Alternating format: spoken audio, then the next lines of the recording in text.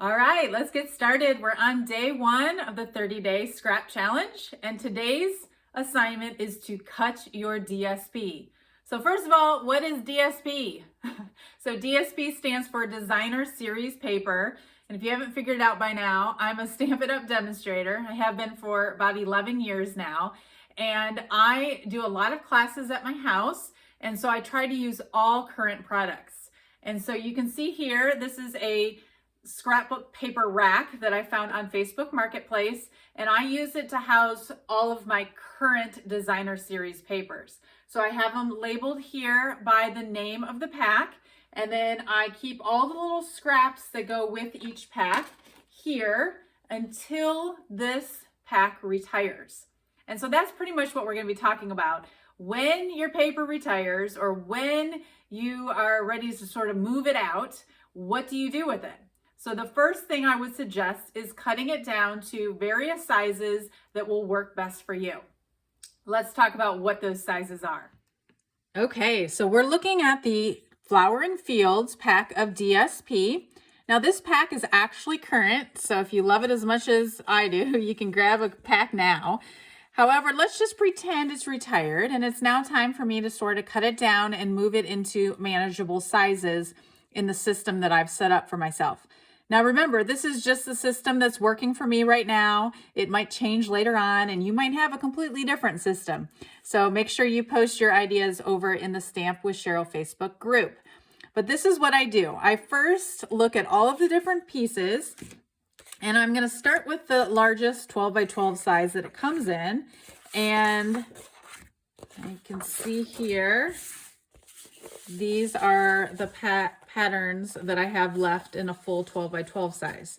Now I want to first ask, because I am a scrapbooker, would I use any of these patterns in my scrapbooking? And I can tell you I mainly just scrapbook my kids, and I have 2 boys, and they're not so much into tulips or flowers or pinks and purples.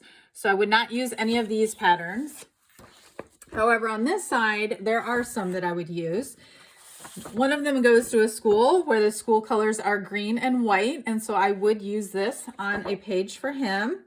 And then this pattern right here would be great for like a travel spread where I could just have some clouds in the background, so I would save that.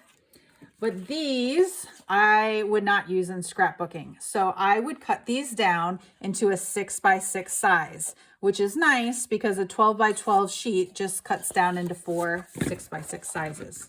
Okay. Then I would look at these other bigger sheets and see that yes, these would also cut down into some 6 by 6, but these remainders do not. So the next size that I would cut it down to is a matte size, which is 4 by 5 1/4. So if you take a look at this card that I've made recently, Stampin' Up! Demonstrators tend to make A2 size cards, which is this size.